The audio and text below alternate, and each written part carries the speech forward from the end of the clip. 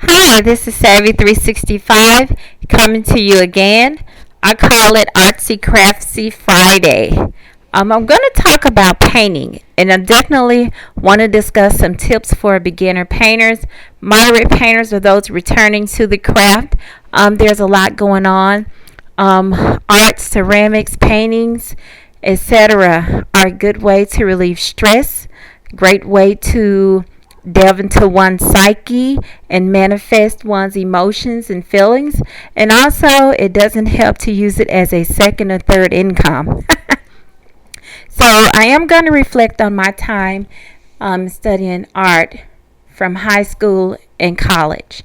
I took drawing in high school, drawing and painting in high school, and I continue on in college, and I advanced to basic oil painting.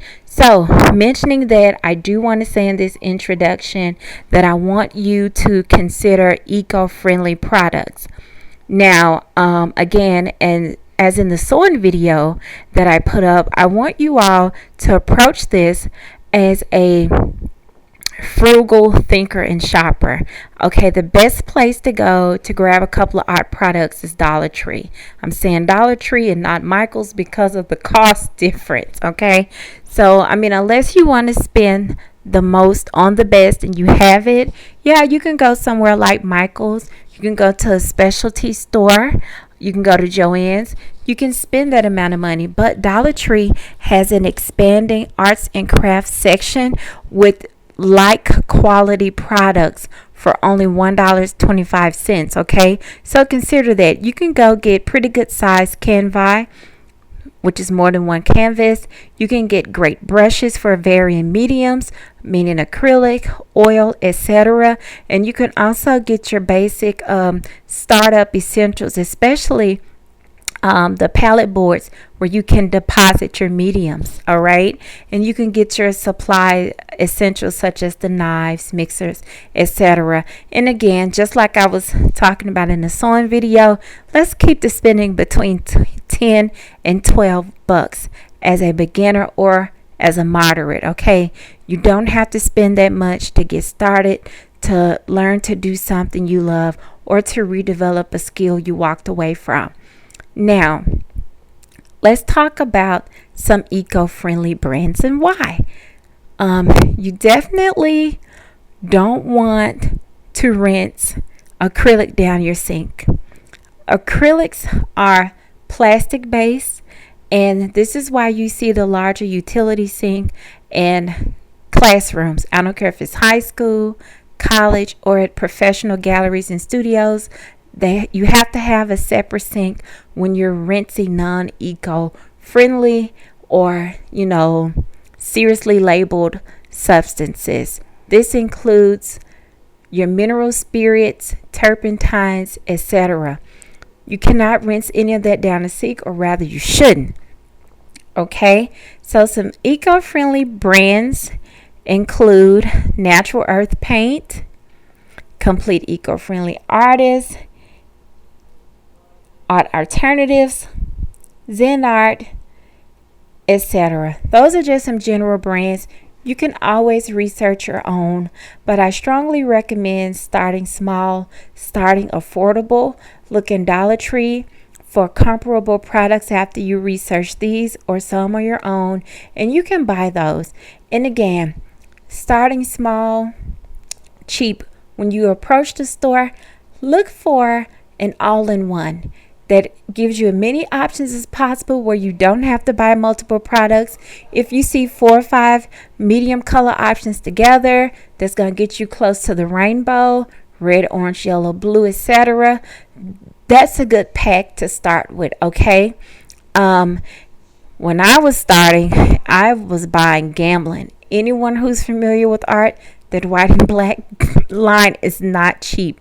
Okay, most of my supplies were just taken or stolen. I think I got less than $100 worth of art supplies left, especially the canvas. Most people are drawn to the acrylic medium because of the luster, The texture of acrylic, my God, is gorgeous. And most of the time you can accomplish most your details using a one stroke method.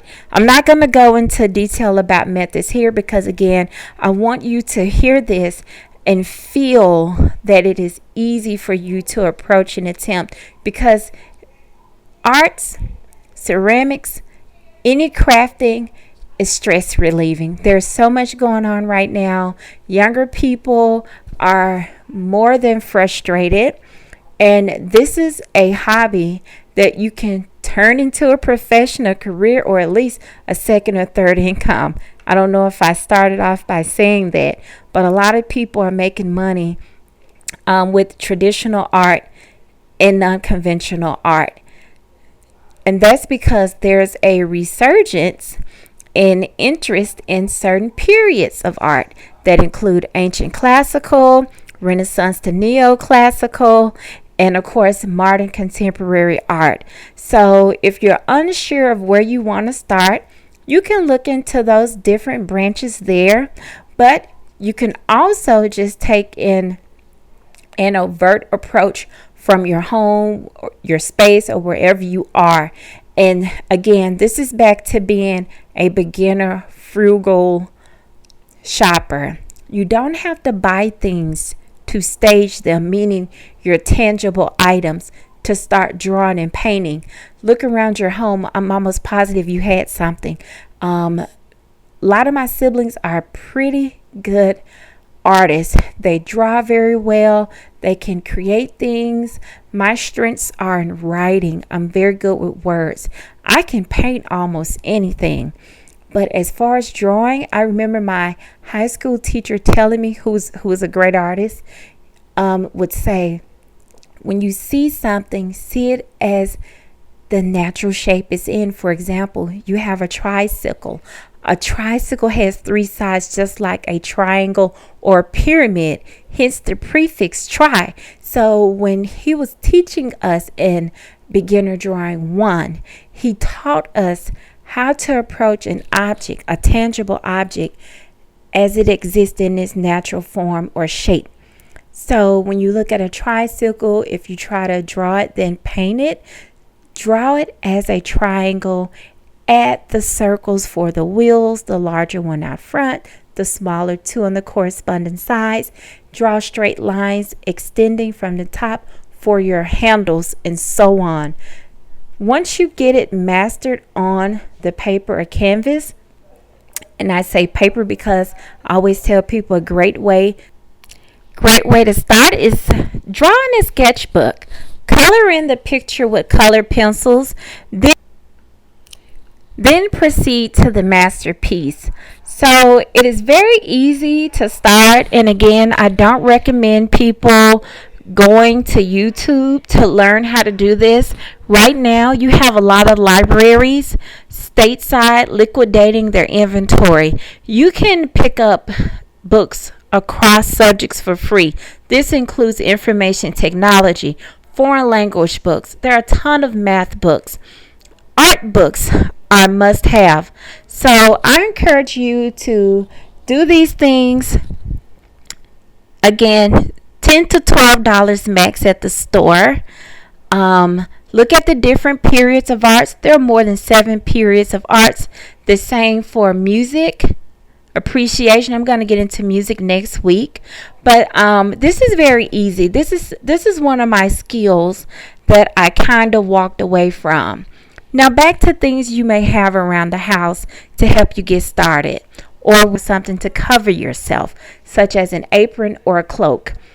If you have old linen, you can fold it and then put it on another fold, cut out your neck space and your 2 spaces for your arm. And if you just put some small attachments, okay, this is an apron, people. You're gonna need something, or you're gonna look like the guy from TV at a construction site with dabs of color all over you.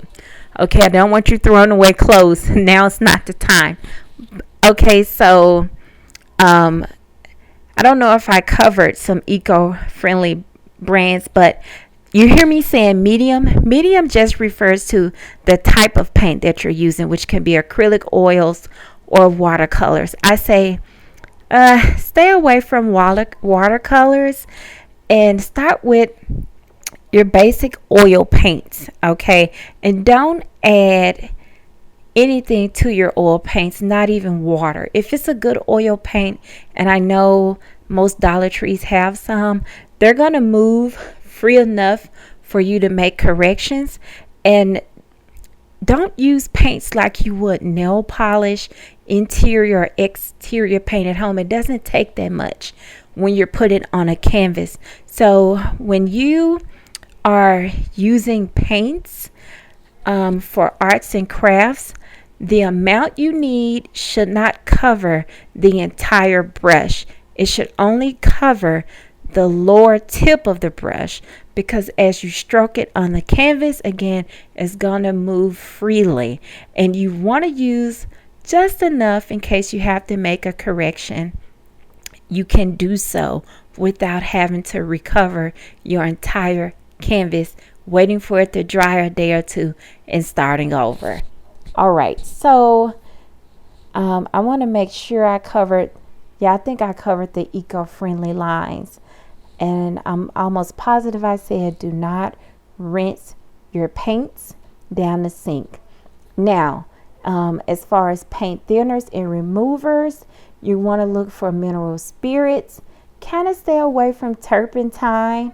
Again, you want to be as eco-friendly as possible. You don't want to get cited for dumping. And always remember to properly dispose of whatever chemical you're using.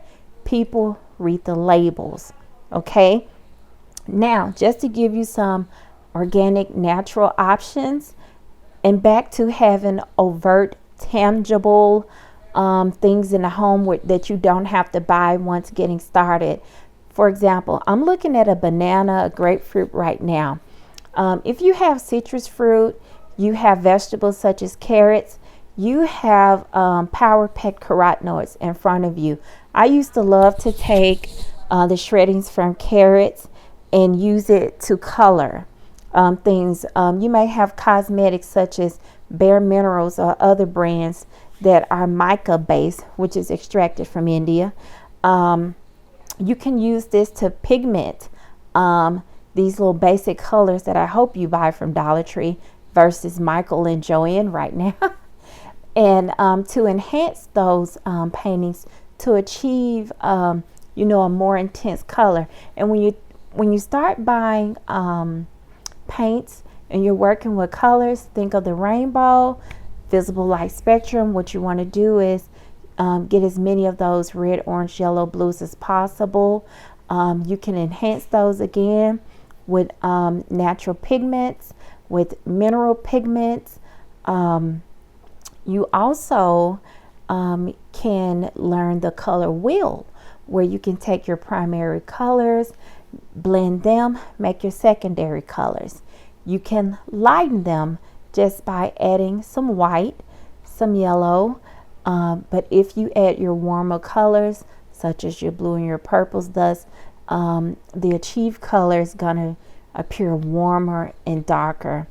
It's fall, so you're going to see a lot of browns, reds, oranges, and a lot of products. You're going to see that on the shelf more so than you will see your bright pinks, fuchsia, white, and yellows. But you will see more of an Indian yellow on the shelf this time of year, which is darker. Burnt sienna, very popular shade of brown. That's what you will see. So I don't want to bore you. Just want to drop in and say this. If I don't put this up on Friday, it will be up Saturday morning. Hope you all enjoy. Find something to do outside of your usual. Get yourself some relief. Let's not be so stressed out. Have a great day.